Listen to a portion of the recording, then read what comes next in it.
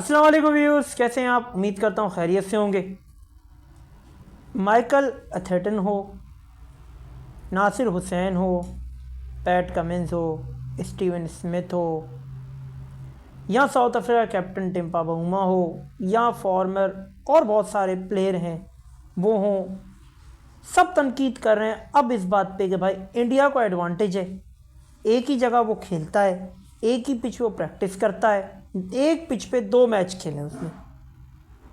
मतलब जहाँ वो रह रहा है उसके उस जगह से होटल का भी इतना फासला नहीं, जहाँ वो रह रहा है वहीं वो खेल भी रहा है मुसलसल। पूरी चैंपियंस ट्रॉफी वहीं खेल दी और अब फाइनल भी वो वहीं खेलेगा। तो जब हम ये बात हम कर रहे थे तो पागल थे क्या? गधे के बच्चे हैं हम भी तो यही पर फरमा रहे थे ना, यही बोल रहे थे हम भी यही बात कर रहे थे कि भाई इंडिया को एडवांटेज दिया जा रहा है आईसीसी की तरफ से, और आईसीसी इंडिया को हमेशा फेवर देता है, चाहे वो 2024 का T20 वर्ल्ड कप हो या फिर चाहे अब 2025 की चैंपियंस ट्रॉफी। ये तब सब बोलते ना, सब ये तब बोलते जब ये चैंपियंस ट्रॉफी पाकिस्तान में हो रही थी, तब बोल के राइट्स पाकिस्तान को दिलवाते तो मज़ा भी आता। लेकिन अब बोलने से क्या फ़ायदा? अब तो कुछ नहीं होने वाला ना।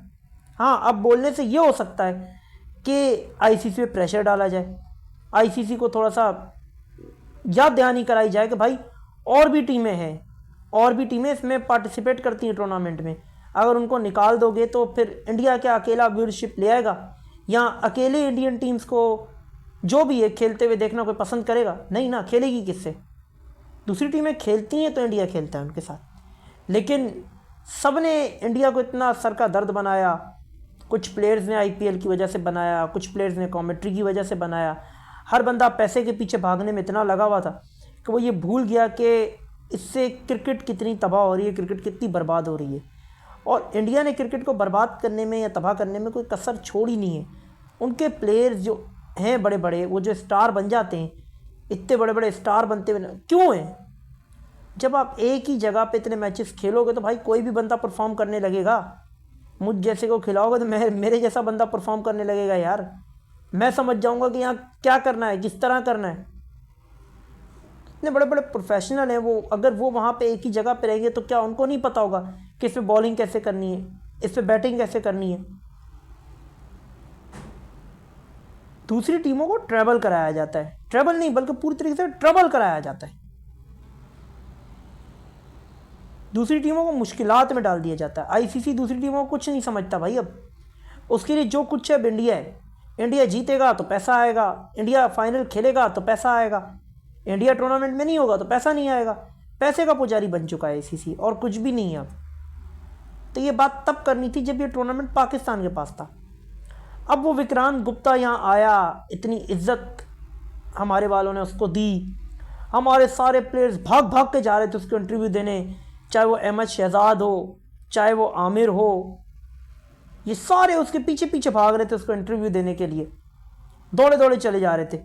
ओहो हम भी टीवी पे आ जाएंगे, वैसे तो मेरे को पूछता ही नहीं है। आज वो विक्रांत गुप्ता वहाँ पे जाके क्या कह रहा है? हमारे यहाँ सिक्योरिटी के थ्रेट्स हैं, किसी भी वक्त कुछ भी हो सकता है, गधे को बाप बनाना पड़ता है। ये विक्रांत गुप्ता के अल्फाज आते हैं। तो क्या मिला? हम इन प्लेयर्स से कभी पूछते तुम्हें मिलता क्या? क्यों तुम इंडिया की इतनी चाटते हो? क्यों तुम कोहली की इतनी चाटते हो? सवाल करने वाला कोई हो तो बात है ना। सवाल करने वाला इनसे कोई भी नहीं है, कोई इनसे पूछता ही नहीं है। इनकी रोजी रोटी 2 कामों पे चलती है। इनका घर चलता है बाबर के नाम से। ये कभी भी आपको स्टीवन स्मिथ की तारीफ करते हुए नज़र नहीं आएंगे, क्यों? इतना बड़ा नाम है। ये कभी भी आपको केम विलियमसन की तारीफ करते हुए नज़र नहीं आएंगे, कभी आपको शकीब पे या कभी आपको डेविड मिलर पे या कभी भी आपको ये और किसी प्लेयर पे बात करते हुए नज़र नहीं आएगा। बाबर को तो छोड़ ही दें, बाबर की तो बुराई करके इनका, बाबर के नाम से इनका घर चलता है। मैंने शुरू में ही अर्ज़ कर दिया, बाबर के नाम से तो इनकी दुनिया चलती है, इनका घर चलता है, इनके बच्चे पलते हैं, डॉलर्स आते हैं। छोड़ दे। क्यों फिर ये कोहली की इतनी तारीफ करते? क्लाउन कोहली की एक इनिंग आती नहीं है, पागल ये हो जाते हैं सारे। ऐसा लगता है भी जाकर उसको पजामे के अंदर मुंह डाल देंगे अपने। क्या वजह है? वजह यही है कि भाई व्यूअरशिप का मसला है, ये इसका मसला है, पैसे का। ये गिनती करने बैठ के, और कुछ भी नहीं है, और सब इसी में लगे हुए। और सब ने क्रिकेट को मिल के तबाह बर्बाद कर दिया। स्पेशली हमारे यहाँ तो बस अजब ही एक मंजर चल रहा है, अजब ही एक हमारे यहाँ एक लाइन लगी हुई है, कतार लगी हुई है। अब आकिब जावेद साहब बने चले हैं नई टीम बनाने T20 की। आपने स्क्वाड देख लिया होगा, बताने की ज़रूरत नहीं है। वनडे स्क्वाड भी आ गया जिसमें बाबर को बरकरार रखा गया है, रिजवान को कैप्टन बरकरार रखा गया है। लेकिन T20 में की गई है तब्दीली, बाबर और रिजवान को ड्रॉप कर दिया गया है। ठीक है, सलमान अली आगा को जो है वो कैप्टन और शादाब खान को out of nowhere vice captain बना दिया है। चलें, शादाब खान से मुझे कोई एतराज़ नहीं है, शादाब खान को लाया गया, नो डाउट एक अच्छा ऑलराउंडर है, एक अच्छा प्लेयर है। सलमान अली आगा की अपनी इनफरादी कारकर्दगी क्या है, उनकी अपनी इनफरादी कारकर्दगी कोई पूछे ना उनसे जाके, क्या है भाई तुम्हारी? वो जो इतनी अग्रेशन की बातें कर रहा है, उसका स्ट्राइक रेट देखा है जाके, उसकी एवरेज देखी है, क्या किया उसने T20 क्रिकेट में अब तक? जो अग्रेशन की बात कर रहे हैं, जितने भी लाए गए हैं इस स्क्वाड के अंदर, कौन से अग्रेसिव हैं? बाबर को ड्रॉप कर दिया, रिजवान को ड्रॉप कर दिया कि हम न्यू तर्ज की क्रिकेट खेलना चाहते हैं। शाहीन शाह अफरीदी जो इस टाइम सबसे ज़्यादा पाकिस्तान टीम के लिए बड़ा थ्रेट बना हुआ है, क्योंकि पाकिस्तान की टीम उसी की वजह से मैचेस हारती है, उसको लेके जा रहे हैं। मतलब अजीब सी एक सिलेक्शन चल रही है ना। फिर उसके बाद वनडे स्क्वाड, उससे शाहीन शाह अफरीदी, हारिस रऊफ को ड्रॉप कर दिया।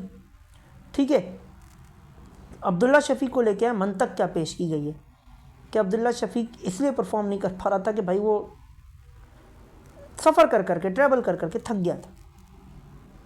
अच्छा, तो फिर तुम बाबर के लिए भी बोल सकते थे यार, तो हो सकता है चैंपियंस ट्रॉफी में इसलिए रन नहीं आए, वो सफ़र कर करके थक गया था, ट्रैवल कर करके थक गया। जब सारी टीमें थक रही है तो बाबर भी थक सकता था, तब नहीं बोले। अब्दुल्ला शफीक के लिए ये अजीब सी एक मंतक पेश की गई। फिर फ़हीम अशरफ, किस बुनियाद पे फ़हीम अशरफ स्क्वाड में, किस कारकर्दगी पे फ़हीम अशरफ स्क्वाड में, किसी को कुछ नहीं पता। शाहीन शाह अफरीदी डिज़र्व नहीं करता रहना, मैंने भी बोला नहीं करता। हारिस रऊफ डिज़र्व नहीं करता, मैंने भी बोला नहीं करता। लेकिन फ़हीम अशरफ डिज़र्व करता है। क्यों डिज़र्व करता है भाई? फ़हीम अशरफ की क्या कारकर्दगी है भाई? लानत है आपकी सिलेक्शन कमेटी के ऊपर, लानत है उन लोगों के ऊपर जो बैठे हुए, लानत है हमारे PCP के चेयरमैन के ऊपर, और लानत है तमाम इस हमारे जितना भी इंफ्रास्ट्रक्चर है ना, इन सब के ऊपर लानत है। फिटे मुंह है इनका, ना तो इनको टीम सेलेक्ट करने आती है, और कप्तान तो ऐसे बदलते हैं, मैं तो ऐसे घर में कपड़े नहीं बदलता हूँ जिस तरह पाकिस्तान टीम का कप्तान बदल जाता है। हारे हम चैंपियंस ट्रॉफी हैं, चैंपियंस ट्रॉफी ODI का फॉर्मेट है, हारे हम ODI का फॉर्मेट है, कप्तान हम बदल रहे हैं T20 फॉर्मेट का, तब्दीलियां कर रहे हैं हम T20 फॉर्मेट में, और चले हम अग्रेशन वाली क्रिकेट खेलने। इनमें से किसका स्ट्राइक रेट 140 से ऊपर है? ज़रा मुझे बताना, जितने भी सिलेक्ट हुए जाके देखना। और किसकी एवरेज जो है वो बहुत बेहतरीन है, 15-20 की एवरेज के सारे प्लेयर हैं। लेकिन अब क्या कर सकते हैं, पाकिस्तान क्रिकेट में पर्चियाँ चलती हैं, फ़ोन कॉल्स चलती हैं। आकिब जावेद की ज़बान उनका ख़ुद का साथ नहीं दे रही थी, चले हैं वो बाबर को ड्रॉप करने। बाबर उनके फ्यूचर प्लान का हिस्सा नहीं है T20 क्रिकेट में। और यार एक PSL होने दो, ये एक सीरीज़ में देखना जो तुम्हारी माड़ी हालत होने वाली है ना, और जो न्यूजीलैंड करने वाला है, तुम उसके बाद खुद बाबर को लाओगे, तुम उसके बाद खुद रिजवान को लाओगे। तुम्हारे पास बैकअप पे प्लेयर नहीं है। बाबर रिजवान की रिप्लेसमेंट 6-6 साल तक नहीं ढूंढी जा सकती भाई, अगले 6 साल तक बाबर रिजवान की रिप्लेसमेंट इनके पास नहीं है। नो डाउट उनकी परफॉर्मेंस नहीं आई है उस तरीके से, लेकिन रिप्लेसमेंट भी उनकी नहीं है।